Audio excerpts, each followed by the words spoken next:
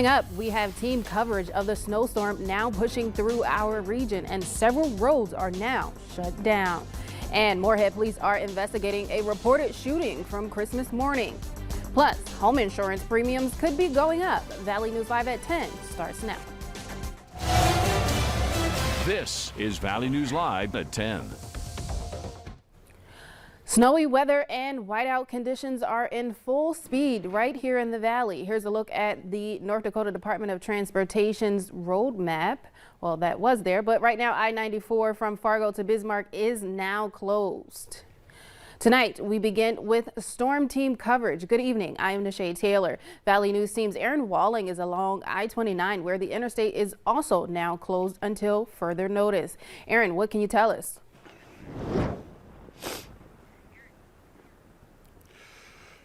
Well, Nishay, I can tell you it is windy, it is still snowing, and there's people getting off of the interstate. I'm on the exit of 52nd Avenue South going west.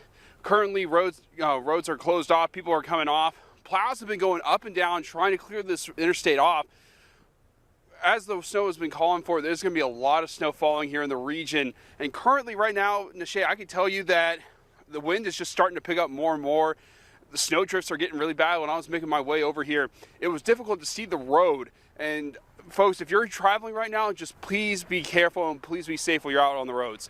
Live in Fargo, Aaron Walling, Valley News Live. Thanks so much, Aaron. And storm chaser Eric Whitehill is currently riding through Fargo.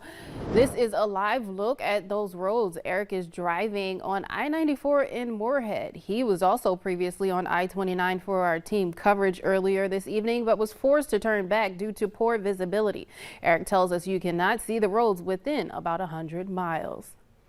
And conditions are changing quickly for the western part of the state. This was the scene earlier today on Highway 5 near Dunseith, where many cars slid off the road.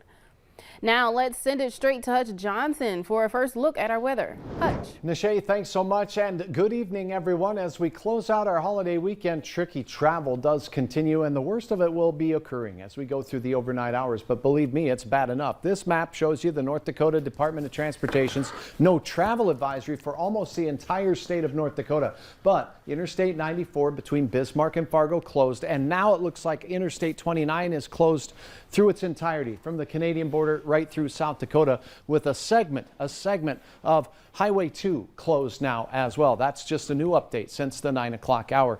Roads in Minnesota are difficult. Where you see the pinks there, they're completely covered. Visibility reported under a half a mile at times by plow drivers.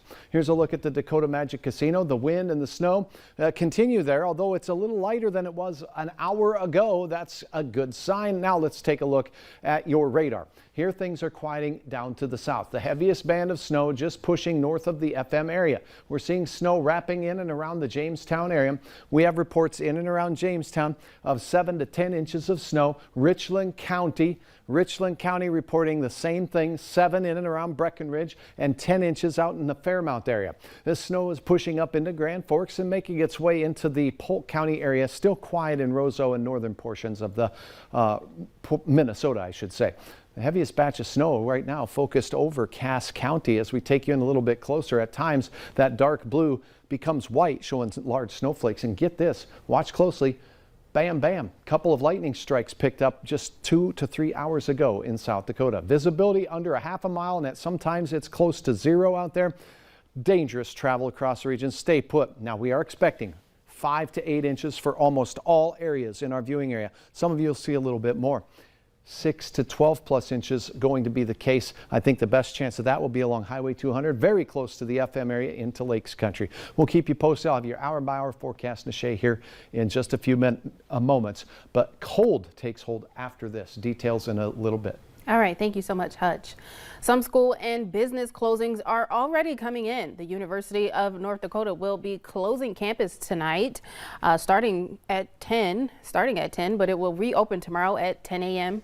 tomorrow morning. And Fargo school buildings will be closed tomorrow as well. Students are already on break, but all practices and activities are canceled. Only designated essential staff are required to report to work. Moorhead Public Schools was just added to this list, and they too are closing school buildings tomorrow. For the latest information on closings or delays, visit your VNL News app or our website at valleynewslive.com. MAT bus services will be delayed by 2 hours tomorrow due to the winter storm causing slick roads and rough weather conditions. Fixed routes and paratransit will start running at 8:15 a.m. tomorrow morning, and the Ground Transportation Center is set to open at 8.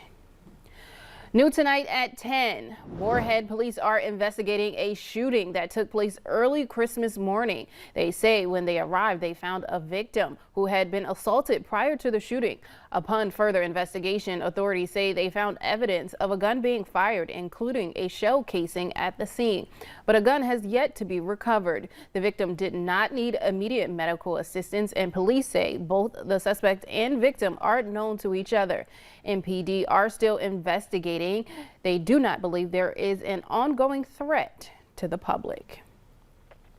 And a Christmas Day apartment fire in Fargo has displaced 6 people.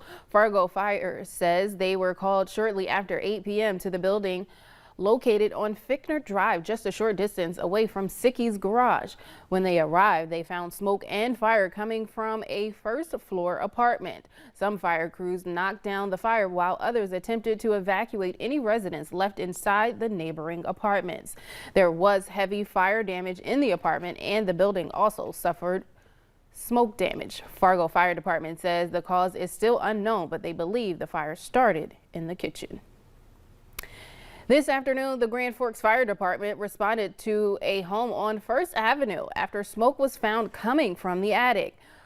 Once first on the scene, firefighters noticed a light smoke flowing from the roof vents. When fire crews entered the home, they found some insulation burning slowly. Authorities believe the fire was started due to an electrical issue.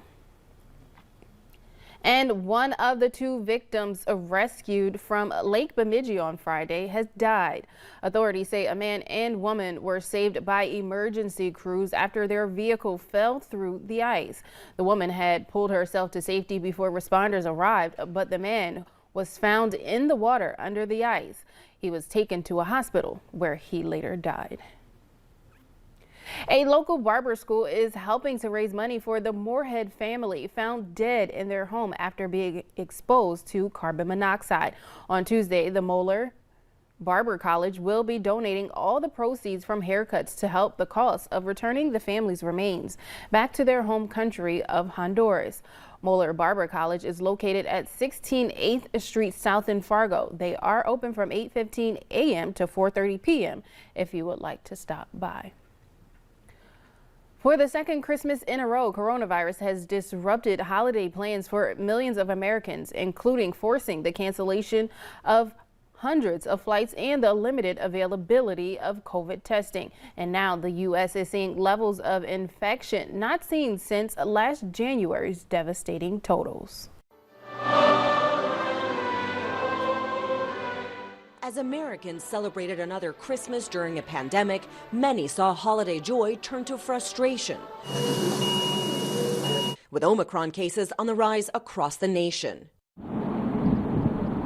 Airlines canceling more than 1,000 flights this holiday weekend, citing COVID staffing shortages and bad weather, leaving passengers in limbo. Oh my God, we won't be able to get home. We've been constantly checking all kind of different websites, the airport site, the airline sites. We're not testing anymore. From coast to coast on Christmas morning, those who did plan to see loved ones taking no chances. My girlfriend tested positive earlier this week, and it's Christmas morning. I'm just trying to go see my family, and they're real COVID conscious. I'm vaxxed and boosted, but we're trying to be safe. I got tested because I'm seeing my family today. That is those lucky enough to get a test. The line goes all the way back there, but we've been here for about 2 hours. Others saw their Christmas plans wiped out by a COVID diagnosis. I tested positive for COVID, so it's currently just hanging out at the apartment with myself. I was devastated that I was going to have to miss the holidays. The surge in cases leaving many medical workers and personnel stretched thin with little to celebrate. It's literally devastating and heartbreaking that we are in this condition that we are now. Hospitals in the Twin Cities are overwhelmed and unable to take new patients because we're bursting at our seams already. If you have a time for a prayer for frontline workers, I would do that.